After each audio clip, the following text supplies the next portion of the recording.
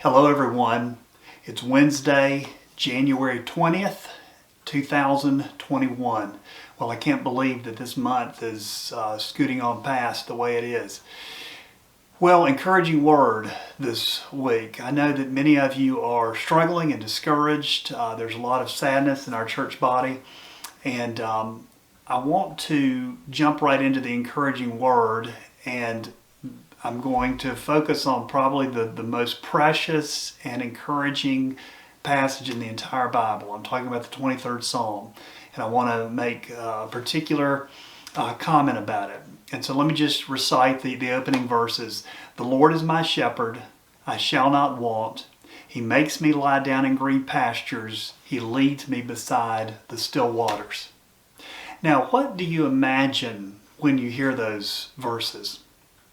Well, I'm sure you imagine a shepherd and sheep and maybe a nice green pasture and a clear brook of water that's flowing by.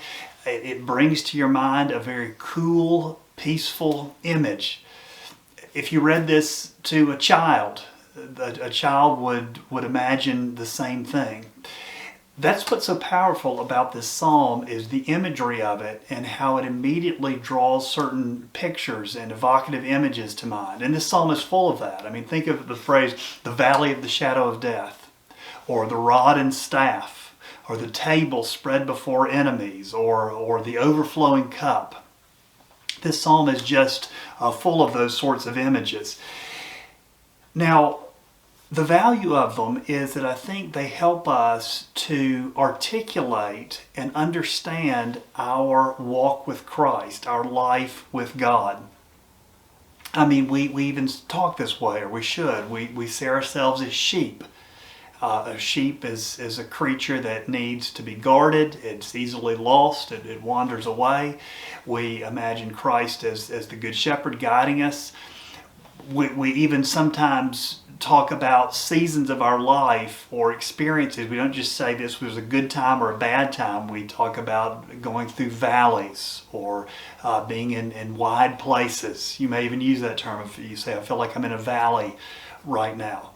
When we go through particularly perplexing times of life and are going through those and sometimes come out on the other side, we have this sense, I was only able to make it through that because of Christ's rod and staff guiding me. And so what Psalm 23 does so powerfully is it gives us images and language to talk about our life with God. A number of years ago, Philip Yancey wrote a book called Disappointment with God. And he wrote that book because he had had a number of conversations with a young man who had become a Christian and was sort of excited about the things he thought God was going to do in his life and that he expected. And those things didn't happen. He thought that God was going to give him certain things, but instead he was disappointed in matters of health and romance, and he ended up realizing that following Jesus wasn't all it was cracked up to be. And Philip Yancey in this book interviews other people that have the same sort of experience. They got into the Christian life and thought that it was going to mean certain things, and it didn't. And one of the aspects of that Philip Yancey explored is that he found that many of these people had a very limited, a very narrow way of conceptualizing and talking about their life with God. And he said they almost exclusively only used one phrase to talk about their life with God or their walk with Christ, and that was a personal relationship with God. And I mean, that was the phrase they used, my personal relationship with God. And of course, that is probably the most common way that American evangelical Christians describe the Christian life, a personal relationship with God. Now, I use that phrase. There's nothing wrong with it per se. It's not in the Bible, but it's useful as far as it goes. But Yancey's point is that if that is the limit of your language or your conception of talking about God and your life with God, then you're setting yourself up for disappointments. And the reason is that this life with God is not like many other personal relationships that we have. I mean, for one thing, you can't see God as we can other people we have personal relationships with. He doesn't talk to you audibly. In our prayers, many times our prayers feel more like a monologue. I mean, we believe that God is listening to us, but it's as if we are just doing all the talking. God responds in perplexing ways. I mean, many times we ask Him for things and He does the exact opposite. We wonder why He does certain things and responds in certain ways.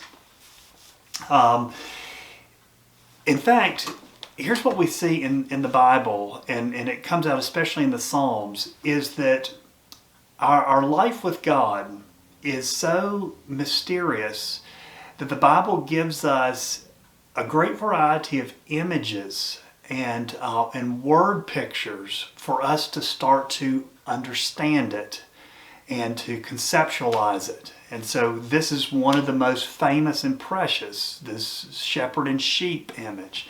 But there are others. The Bible describes God as a rock in a dry and weary land. He's described as a shield and fortress against enemies. He's described as a mother bird who, with her wings, is covering her young.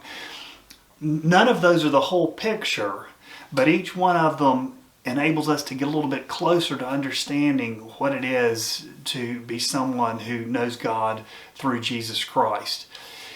And so that, I think, is the great value of this psalm. It gives us one of the tremendous word pictures that we can use and speak about to understand life before God in good times and especially difficult times. As I was thinking about this, I'm glancing over at some notes. I remembered a quote, and I looked it up. This was years ago. Oh, I meant to turn my phone off. Do you remember, this was an Alabama national championship game a number of years ago. Alabama was playing Texas, and there was this quarterback, Colt McCoy, on the Texas Longhorns. And early in the game, he got injured. This is a national championship game. I think it was his senior year, and so he's sidelined for the whole game. And afterwards, of course, the reporters came up and asked that question that you had: how do you feel? What do you feel about missing out the game of your senior year? And here's part of what he said. I won't read you the whole statement, but he said, "I always give God the glory. I never question why things happen the way they do. God is in control of my life, and if nothing else, I know I'm standing on the rock."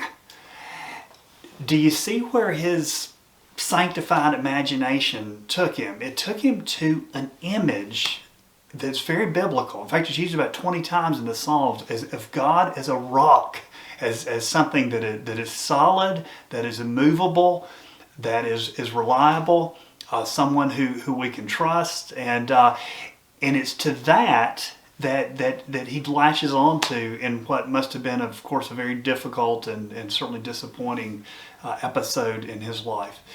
Well, I just want to commend this to you, especially those of you who are hurting. The Psalms, especially the 23rd Psalm, go back to it. But God in His kindness to us and helping us in this life to grasp this wonderful connection that we have with Him has in His mercy given us the Psalms with all their varied imagery. And so let's make use of those and latch on to them so that we understand the Lord. Pray for Cindy Bales and the Bales family. Cindy's mother is near death, and she's in the hospital, and the family's been called in.